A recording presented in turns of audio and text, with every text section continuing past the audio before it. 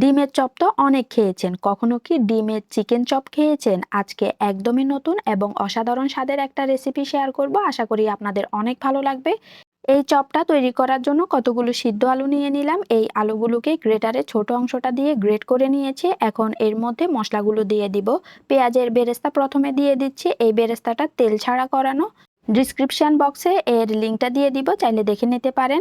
এরপর কতগুলো কাঁচামরিচ কুচি, স্বাদ মতন লবণ, হাফ চা চামচ জিরার গুঁড়ো, হাফ চা চামচের থেকেও কম গরম মশলা আর ধনেপাতা কুচি দিয়ে ভালোভাবে সবকিছুকে মিশিয়ে নিয়েছি। এখন এই আলুর মিশ্রণটাকে একপাশে রেখে দিব। এখানে 2টা সিদ্ধ ডিম নিয়ে নিলাম। এই ডিমগুলোকে আমি 4 ভাগ করে নিচ্ছি, আপনারা চাইলে 6 ভাগও করতে পারেন। এগুলোকে একপাশে রেখে দিব। আর এখানে কিছুটা বনলেস চিকেন নিয়েছি।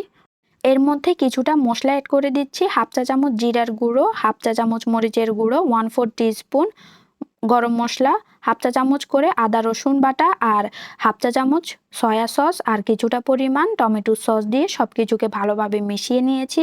এটাকে এখন অল্প তেলের মধ্যে রান্না করে নিব। যেহেতু এটা বনলেস চিকেন, খুব বেশিক্ষণ সময় লাগে না, অল্প কিছুক্ষণের মধ্যেই এটা সিদ্ধ হয়ে যাবে।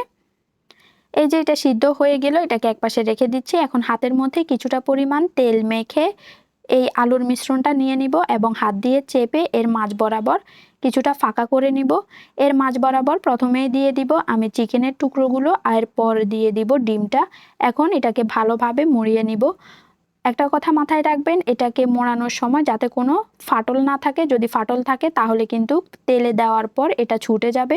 খুব ভালোভাবে এটাকে এরকমই স্মুথ করে কোট করে নিতে হবে। সবগুলো আমার করা হয়ে গিয়েছে। আরও কিছুটা আলুর মিশ্রণ আর চিকেন ছিল। এখন আলুর মিশ্রণের মধ্যে এরকম চিকেনগুলো দিয়ে আরেকটা চপ তৈরি করে নিচ্ছি। এগুলোকে এখন ডিপ ফ্রিজে প্রায় 15 মিনিটের মতো রেখে দিব। একটা ডিম ভালোভাবে ফাটিয়ে নিলাম আর কিছুটা ব্রেড ক্রাম্ব নিয়ে নিয়েছি। 15 মিনিট আগে রাখা আলুর চপগুলো বের করেছি। এখন প্রথমে এটাকে ডিমের মধ্যে কোট করব, এরপর এটাকে ব্রেড ক্রাম্বের মধ্যে কোট করে নিব।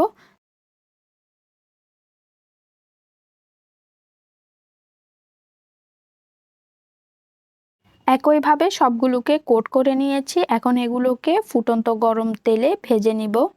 চুলার মধ্যে তেল বসিয়ে দিলাম আর তেলটা ভালোভাবে গরম হয়ে গেলে একে একে চপগুলো দিয়ে দিব। অল্প কিছুক্ষণের মধ্যে এটা তৈরিও হয়ে যাবে। কতটা সফট হয়েছে দেখুন।